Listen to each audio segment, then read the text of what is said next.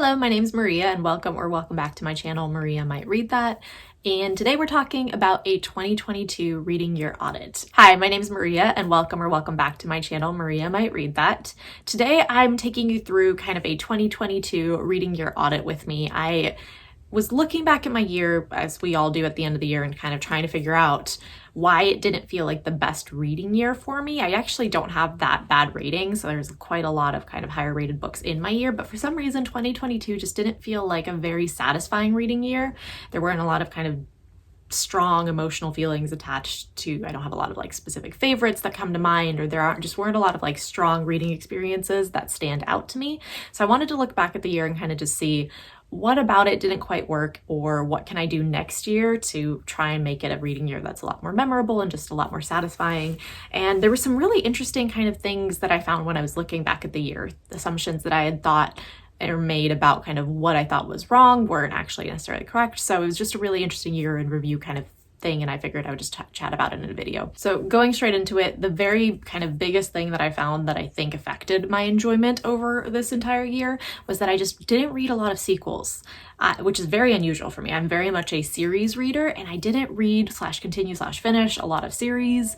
I started a lot of series, and I read a lot of standalones, which is very kind of unusual for me. I'm very much a series binger, typically speaking. And so it was interesting to see. I think that's a lot of what played into just kind of this overall not necessarily feeling like it was the strongest reading year. I did some basic stats, and this isn't like fully accurate because there's still a few more books to read by the end of the year for me, but right now it's standing at 67% standalone or first book in a series and 33% sequels.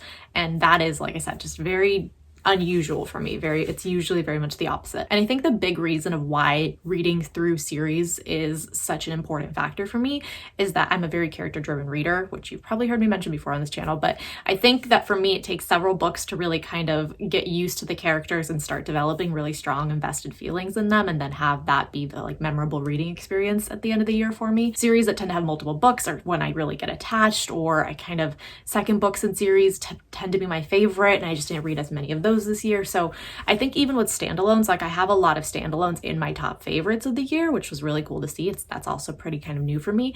But the problem is that they, like, as much as they are favorites, they're maybe not in my feelings as much as series would be, just because you spend less time with those characters. I feel like I just have a little bit less of a relationship with them, as weird or corny as that sounds, but I think reading through series is really big for me as far as my reading enjoyment goes. So that's definitely a big priority for next year for me. I will also say though that the standalone kind of stat that I gave, the 67% standalone or first book in a series, is a little bit skewed because some of the standalones are technically part of series. Like, for example, the Seven Waters series, they're all companion books, but for this one specific stat I counted them as a standalone just because it's like those characters you read, you're with them for one book and then you move on to different characters. In my general overall for the year stats, I did include them as series because they're ones that I'm going to keep picking books up for, but in this case, like when I'm thinking of what the feeling of it is, if that makes sense, it's like if it feels like then we're moving on to different characters and a different story, it was in the stats for standalone. I don't know why I'm over explaining this. I'm just kind of saying that it's a little bit of a weird stat to kind of count, but it still gets the point across that I just need to read more sequels next year. I also noticed that when I did read series continuations or conclusions, I was actually let down by quite a lot of them. So toward the end of the year, I focused on finishing out a lot of my ongoing series or series that like final books had come out for, and quite a lot of them just were really like conclusions that let me down. And I don't have a lot of high hopes for conclusions usually, at least I don't think I do, because I know they're not usually my favorite books. Like I said, the kind of middle books tend to be my favorite just because of the plot and kind of time with the characters, whereas the conclusion is a lot more plot and climax action focused.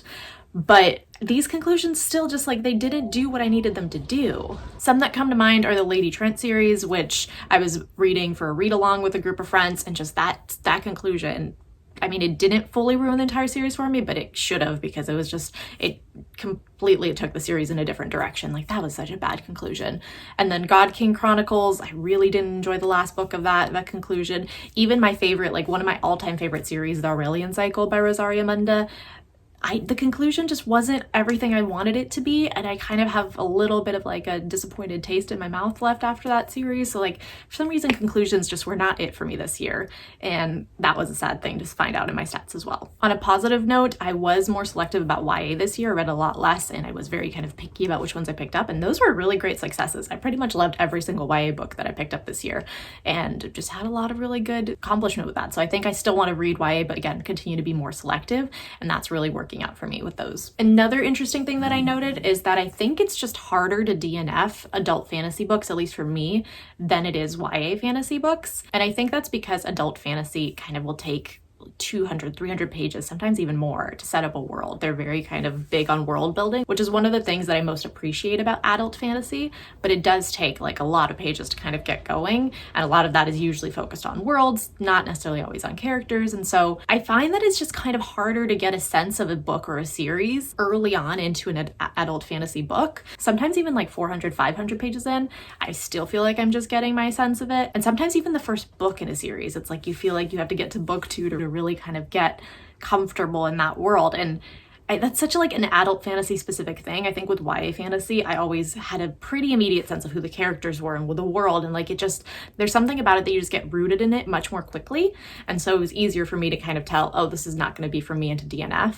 I'm struggling more with DNFing adult fantasy. I think again, that's just the part of the world building takes a long time, and then there is a lot of like people say, but give it until the second book or the third book. And so it's just an interesting thing. I don't know how I want to go about that next year. I thought that I wanted to DNF more, but when I kind of looked at my stats, I was like, oh, a lot of these, like I wouldn't be able to DNF that early on. A lot of these I actually wouldn't have been able to kind of have enough of an opinion early on to DNF. So I honestly don't know where I want to kind of go with that next year. I think I might want to encourage myself to DNF more at like the 60% rate, which always feels a little bit like, oh, but you could just push through and finish and then count it as a read book and be able to like talk about it a bit more in depth.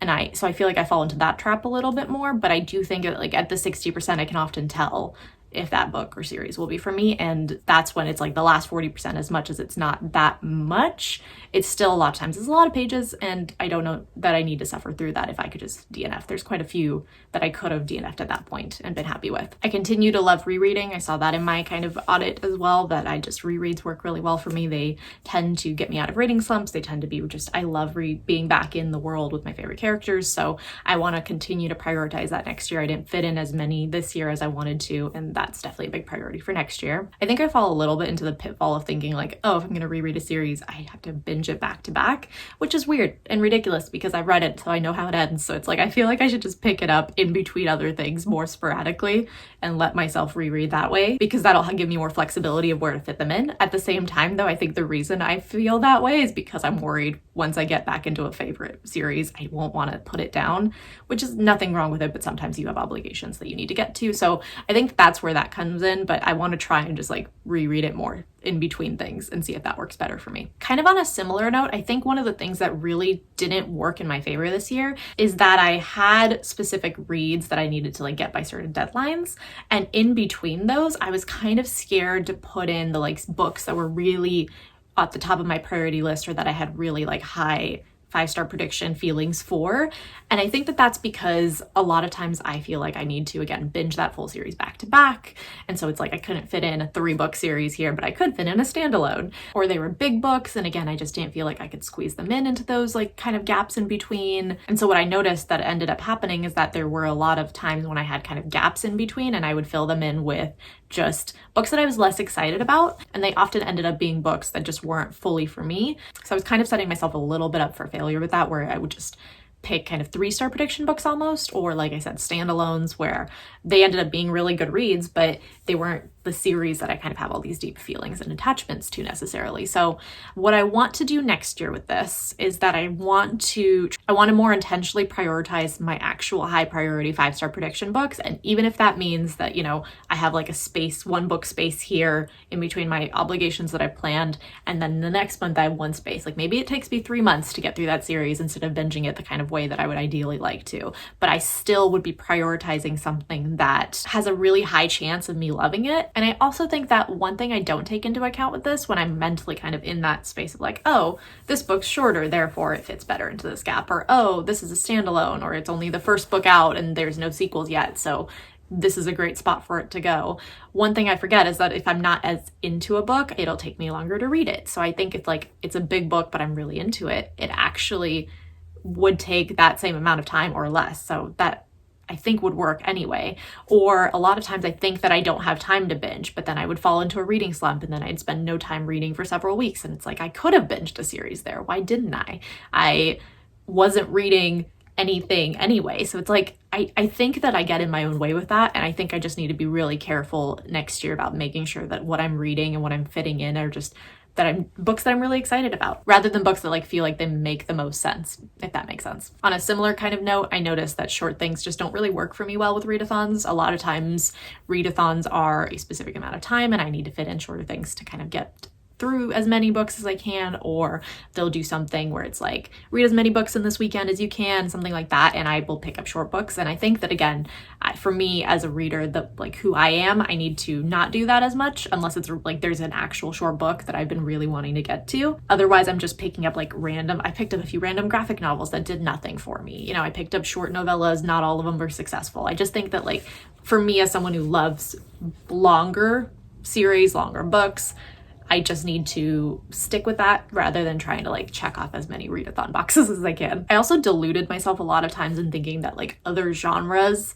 would be faster to get through as well. So there were like I was talking about those gaps earlier where I feel like I need to fit in something that I can, you know, really get to quickly in between other kind of plans that I have.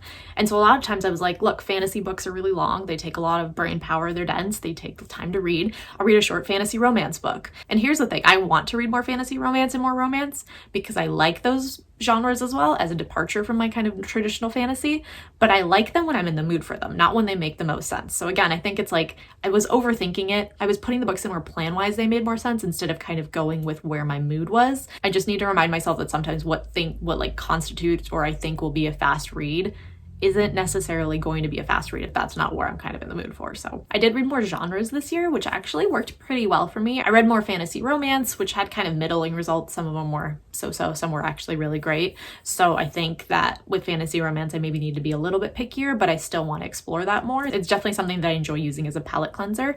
And then I did read 2 contemporary romance books this year, and both were really good. Both were really enjoyable reads. So I think I was more selective with contemporary romance, and I need to continue to do that because I've definitely picked up contemporary romance before and they haven't been for me. So I think just continue to be more selective about kind of what I'm picking up. But I had a lot of fun kind of veering out of my comfort zone into romance, and I want to continue to do that. Another kind of unsurprising thing that I noticed in my audit was that when I picked up books on a whim or mood read, a lot of those ended up being some of my favorites of the year. Cheat Sheet, for example, by Sarah Adams was a contemporary romance that I just completely randomly picked up based on hearing it in a book haul video and absolutely really enjoyed, was just right in the right mood for it. Goblin Emperor by Catherine Addison was one that just came in on a like library hold, and I was just like, actually, this sounds really good for what I'm in the mood for right now. I'm gonna check it out. And that worked out great. This Vicious Grace by Emily Thied was one that I also just kind of heard about and was really just hyped for and picked it up and had a great reading experience and great time with that. A few of those had been books that I kind of already had on my radar before, but I think it was the like on a whim that really worked out for me. So I want to do more of that next year. One assumption that I had before I did the audit was that I thought I needed to read fewer new releases next year. I felt like I had read a ton this year and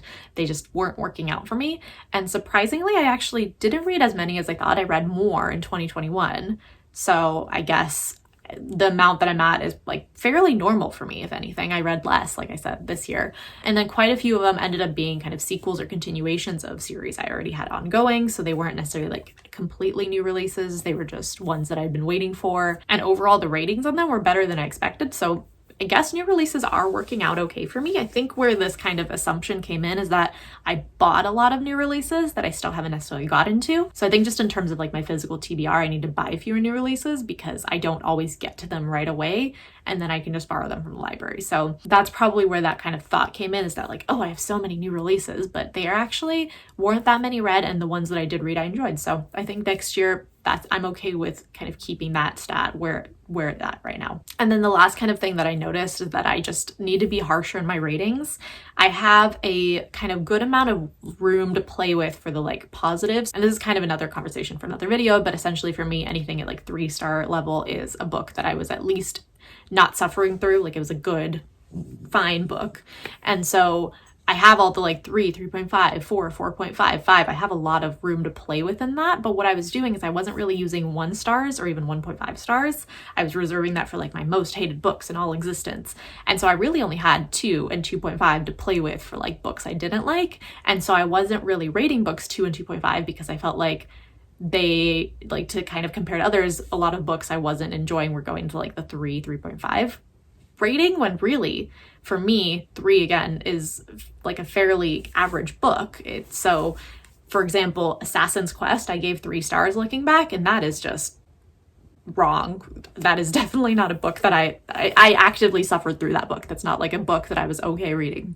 So that needed to go down lower. So I just noticed that kind of I need to have more room to play with in the star ratings. And so I'm kind of expanding it a bit more next year to kind of try and make use of all the stars. I think that will just help me rate things better. But I've always kind of gone back and forth on like how I want to use my star ratings. I've tried different methods, and I don't think I've settled fully at like a perfect system yet. So that's something that's still trying to like perfect for myself, and maybe next year will kind of be the year when I finally kind of solidify it. But that's just something I noticed that I needed to be a bit harsher. The ones that were like my 4 and above star books were all like pretty solid. That's how I still feel about them. It's just the ones that like were my least favorites were rated higher than they should have been, really. So I need to be a bit harsher. I think I was like accurately critical in a nice, not mean way about them when talking about them. But again, it's just like the specific rating I assigned to them that I need to reevaluate a little. So those are all the things that I noticed when I was kind of going over my 2022 reading year in review. I thought it would be fun to share because this is going to play into kind of what my reading goals end up being and how I structure and plan out my reading year next year. So let me know if any of these surprised you, or if you noticed anything about your reading year that was either kind of a positive trend or a negative trend for your reading that you want to either keep going with or adjust. I think it's really interesting to look back and kind of just tease out different observations and things like that. So that's all from me for this video. Thank you so much as always for watching. I really appreciate all of you, and I hope you have a great rest of the day. Bye.